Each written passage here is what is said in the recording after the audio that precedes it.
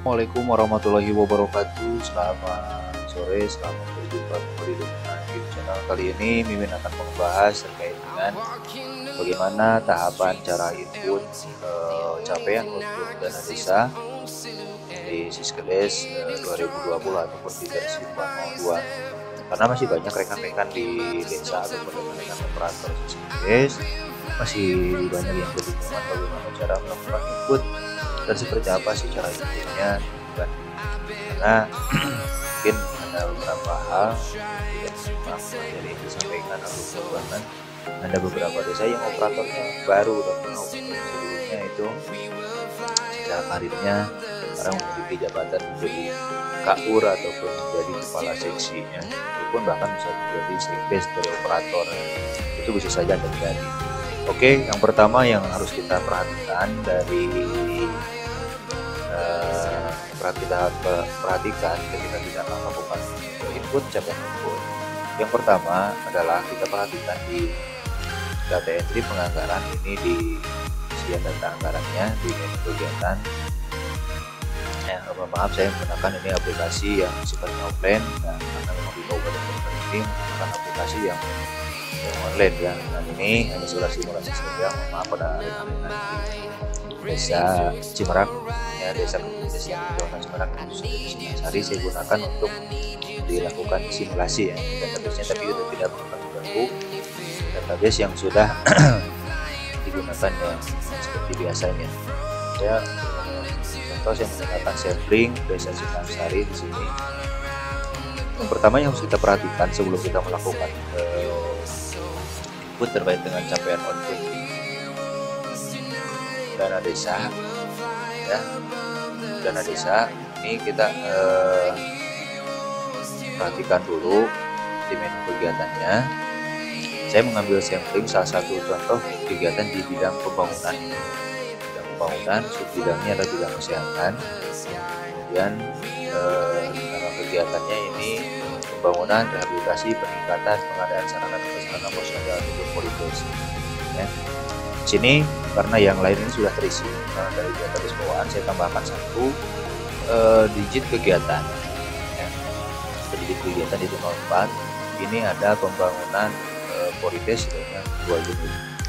Dengan pagu anggaran sebesar 100 juta. Ini hanya sekedar contoh ya, sebetulnya ini nanti real di lapangan itu mungkin bisa lebih kecil atau bisa lebih besar tergantung dari volume bangunan Polres itu sendiri ya. Dan sini tidak menggunakan satuan outputnya, ini tidak menggunakan meter tapi lebih kepada unit ya, karena memang di sistem ONSPAN ataupun di standar capaian itu untuk bangunan itu satuannya adalah unit. Ini ada 2 unit ya, di sini ada 2 unit. Nah, ini yang harus kita perhatikan, ini 2 unit, kemudian pagu anggarannya 100 juta untuk 2 unit. Oke, kita tutup, kita keluar ya. Kemudian kita perhatikan juga apakah kegiatan ini sudah dilaksanakan ataupun dieksekusi dan anggarannya sudah dicairkan atau belum. Kita lihat di SPP-nya, SPP kegiatannya.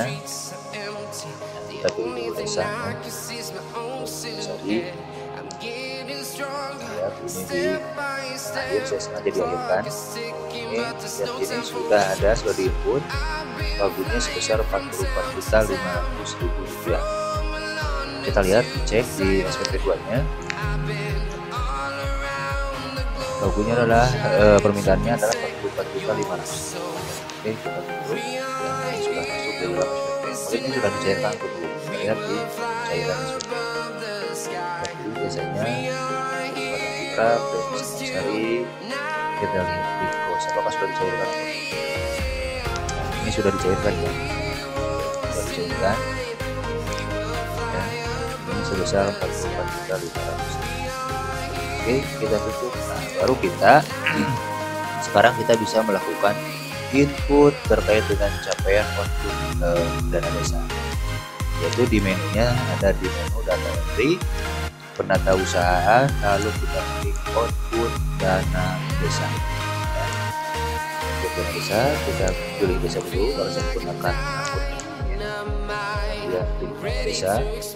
Nah, sebelum kita melakukan input ini sepele, kita lakukan dulu updating realisasi keuangan atau realisasi anggaran. Kita sampai dengan tahap 2, misalnya kalau kita posisinya di tahap 1 berarti tahap 1, kemudian tanggalnya adalah pertanggal hari ini aja karena SPP-nya hari ini. Lalu kita klik juga checklist dengan update pagu dengan RAB-nya. Ya, kemudian kita perhatikan di sini nih bahwa proses di sini adalah proses digunakan untuk mengisi nilai default ataupun nilai standar realisasi keuangan berdasarkan dokumen SPP dan SPJ. Nah, berdasarkan SPP dan SPJ. Jadi, kalau memang ini belum dieksekusi atau belum dicairkan, ketika dilakukan proses di sini, ini dia tidak akan berpengaruh, ya, akan tidak tercapai realisasi anggaran maupun realisasi fisiknya, karena memang di ketentuan untuk persyaratan pencairan dana desa di tahap berikutnya ini, terutama yang bagi-bagi kabupaten yang pencairannya melalui 2 tahap, itu syaratnya adalah berdasarkan PMK 50 maupun PMK 101 itu syaratnya adalah 50% serapan anggaran dan 50% serapan ataupun capaian fisiknya. Oke. Kemudian ini dokumen SPP dan SPJ sudah ada. Nah, ini setelah diproses, update selanjutnya disesuaikan berdasarkan paket kegiatannya lewat data entrian. Nah, data entrian itu adalah di PCPD. Oke, kita proses dulu atau kita perhatikan dulu aja ya sebelum kita proses. Kita perhati jauh ini capaian realisasi keuangannya sudah tercapai atau belum sesuai dengan SPP yang telah diinputkan. Nah, ini pembangunan Polides ada 100 juta rupiah. Ini dari realisasi tahap 1, tahap 2 maupun tahap 3 ini masih kosong. Artinya ini belum dilakukan updating realisasi anggaran. Oke, kita klik proses. Nah, kita klik proses ini. Apakah Anda mau melakukan update realisasi keuangan dana desa sampai dengan tahap 2? Iya. Oke. Nah, data realisasi keuangan telah diupdate. Kita klik OK.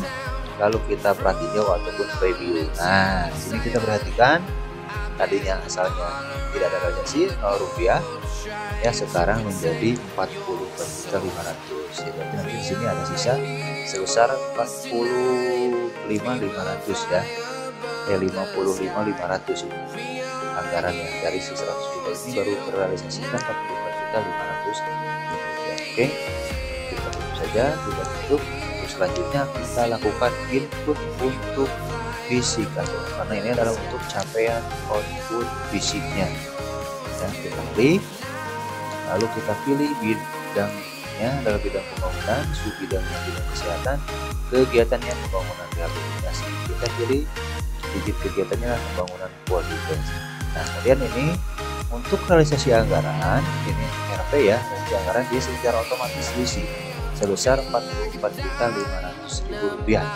Nah, selanjutnya untuk mengisi volume ini ya kita lakukan ini dengan cara kita pilih dulu kegiatannya, lalu kita klik ubah volume outletnya. Ingat di sini targetnya adalah 2 unit, nanti kita baru dibangun 1 unit karena anggarannya ini dibagi 2 tahap, di tahap 1 dan di tahap 2. Jadi kita pilihkan 1 saja, kemudian jumlah kerjanya kita anggap 15 orang dan ini laksanakan selama 30 hari kerja dan upah per 30.000. Kita simpan,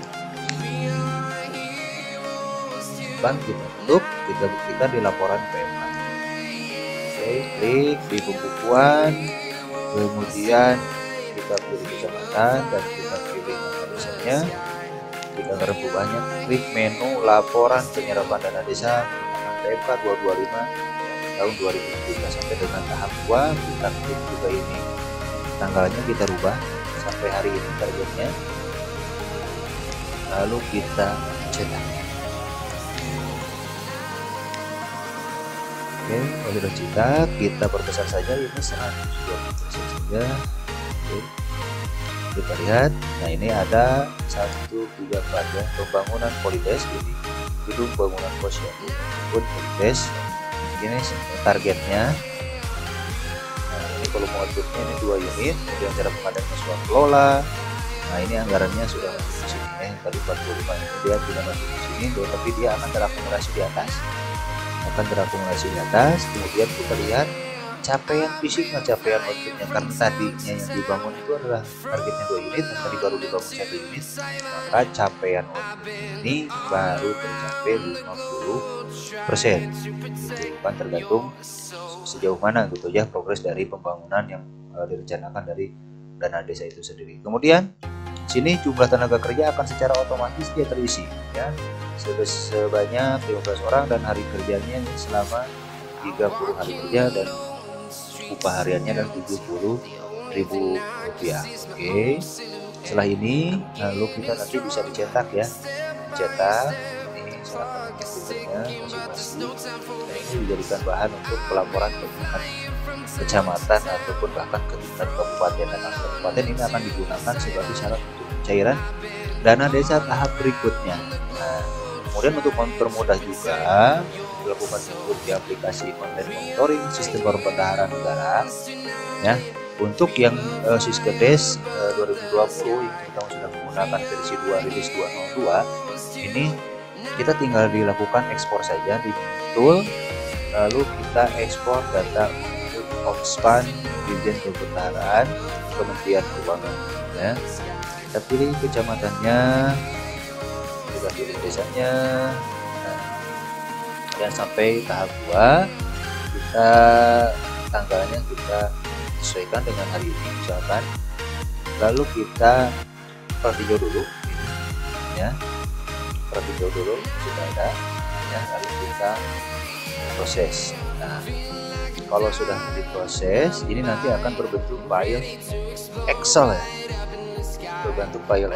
ini nanti yang bisa dikirimkan ke admin kabupaten. Nah, muncul, kita lihat dulu bentuk filenya seperti ini, kita perbesar saja. Nah ini tidak perlu kita lakukan perubahan apapun ya. Formatnya biarkan saja seperti ini, karena nanti akan secara otomatis akan terbaca oleh sistem Omspan Kementerian Keuangan. Biar untuk mempermudah admin kabupaten, kita klik file, kita disapa saja dengan nama desa kita ya, nama desa kita sapa saja, misalkan Omspan Desa Sindang Sari 1 misalkan. Lalu kita digunakan untuk melakukan rekonfigurasi di tingkat kabupaten untuk kemajuan dana desa berikutnya. Jadi itu mungkin rekan-rekan semua ya, saya banggakan itu tahapan-tahapan yang harus ditempuh ketika kita melakukan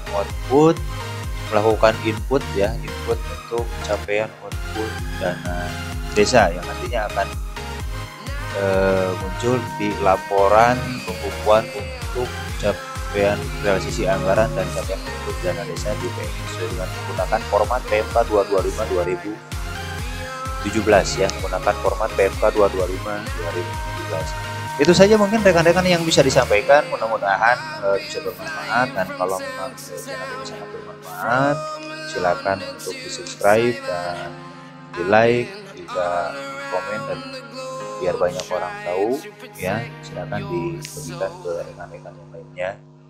Mudah-mudahan apa yang disampaikan ini bisa bermanfaat dan menjadi ladang amal soleh bagi sendiri, bagi admin.